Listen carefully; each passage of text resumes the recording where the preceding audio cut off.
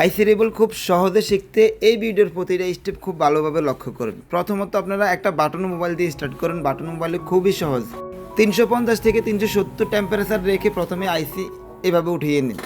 এরপর আয়রনের টেম্পারেচার 300 থেকে 310-এর মধ্যে রেখে এভাবে বোর্ড ক্লিন করে নিন। যদি আয়রন দিয়ে ক্লিন পুরোপুরি না হয় তাহলে ডি শোল্ডার উইক ব্যবহার করতে পারেন। আয়রন টেম্পারেচার 280 থেকে 300-এর মধ্যে রেখে আইসিটাকে ক্লিন করে নিন। এরপর একটু থিনার অথবা অকটেন দিয়ে ভালোভাবে ঘষে নিন, সুতি তেনা দিয়ে। মনে রাখবেন যত সুন্দরভাবে আইসি ক্লিন করবেন তত বল করার সময় বল মিস হওয়ার সম্ভাবনা কম। তো এবার আইসি ফ্লেটের সাথে লাগানোর জন্য এই ধরনের ম্যাগনেট ইউজ করতে পারেন। এই ম্যাগনেটগুলো কাজকে একেবারে সহজ করে দেয়। ওই ম্যাগনেট থেকে এই ম্যাগনেটটা একেবারে দাম কম প্লাস কাজও ইজি। এই ম্যাগনেটটা ব্যবহার করতে পারেন। এরপরে ভালোভাবে চাপ দিয়ে ধরে ফেস্ট লাগিয়ে এরপর টিস্যু দিয়ে মুছে দিবেন। ফেস্টটা এমনভাবে লাগাবেন তাতে সবখানে ফেস্ট লাগে। বল করার সময় হটগান টেম্পারেচার 260 থেকে 270 দিয়ে নেবেন। বেশি হিট দিয়ে বল করবেন না, তাহলে ফ্লেট ফুলে যাবে।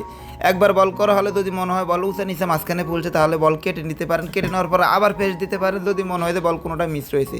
এরপরে একটু ফেস্ট দিয়ে উঠিয়ে নেবেন। তো প্রথম বল করার সময় বল ছোটো বড়ো হতে পারে, বল মিসিং হতে পারে। এখানে হতাশ হওয়ার কিচ্ছু নাই, বেশি বেশি প্র্যাকটিস করবেন, প্র্যাকটিসে আপনার এটা ঠিক হয়ে যাবে। তো আইসি রিবল করা শেষ, এবার লাগিয়ে দেখে কাজ হয়েছে কিনা। তো ভিডিওটি ভালো লাগলে অবশ্যই শেয়ার করে দেবেন। প্রতিনিয়ত আমি এই ধরনের ইম্পর্টেন্ট ভিডিও আমার ফেজে দিয়ে থাকি, আমার ফেজটি ফলো করে দেবেন।